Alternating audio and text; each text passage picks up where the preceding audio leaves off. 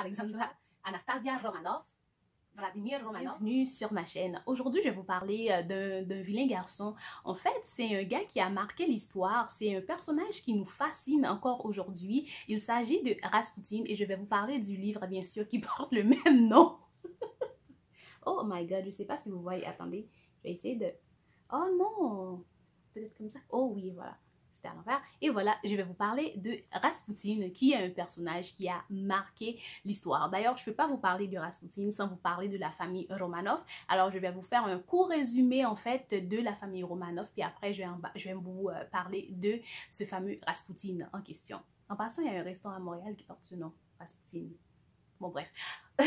Alors, je vais vous faire un court résumé de l'histoire de la famille Romanov. En fait, c'est l'histoire de la famille de Vladimir Romanov qui est tsar en Russie avec sa famille. Je pense qu'il a 5 filles et un petit garçon. En tout cas, bref, je suis pas sûre de combien de membres comptait la famille exactement.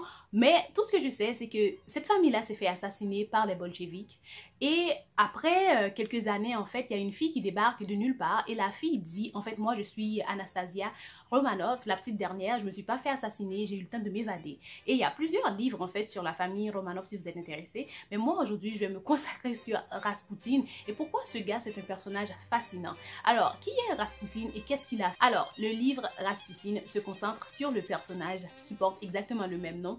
Pour vous faire un court résumé, c'est l'histoire d'un gars, en fait, Rasputin, qui débarque au palais de Nicolas, le tsar en Russie. Il dit qu'il a certains pouvoirs parce que le gars, il avait un petit garçon qui était malade et il était vraiment désespéré.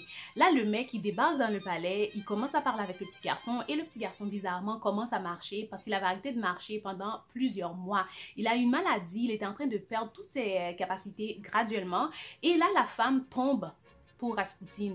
La femme mordicus pense que c'est ce monsieur qui va guérir son fils. Et tout le monde connaît, les parents désespérés sont prêts à tout pour leurs enfants.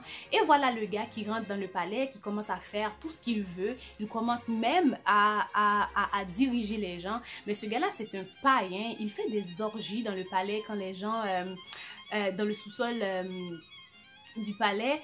Et une espèce de païen qui débarque de nulle part, chef de groupe, il viole les femmes. C'est un personnage qui est vraiment sale à l'extérieur, mais que les gens, le fait que les parents du petit garçon pensaient vraiment, en fait, le tsar et sa femme pensaient vraiment qu'il allait guérir leur enfant, donc le toléraient d'une manière vraiment comme bizarre. Ils avaient comme développé une sorte de relation bizarre avec le mec, à un point, à un certain moment, ce gars-là a même dirigé la Russie, d'où vient la colère des bolcheviks, parce qu'à un certain moment, Rasputin dirigeait la Russie.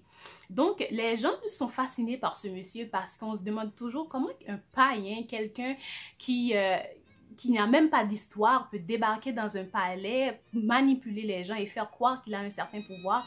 Je pense que c'est ça qui fascine les gens encore aujourd'hui. Comme je l'ai dit, si vous voulez savoir plus sur l'histoire de Rasputin, c'est tout le résumé en fait du livre.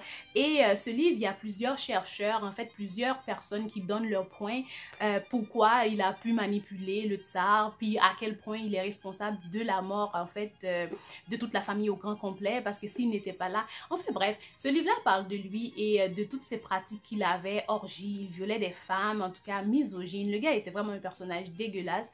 Et en tout cas, donc c'est pas mal tout pour moi, pour le résumé. Comme je le disais, si c'est une histoire qui vous intéresse, si l'histoire de la famille vous intéresse, je sais qu'il y a le livre The Last Boy qui vient corroborer les dires d'Anastasia Romanov.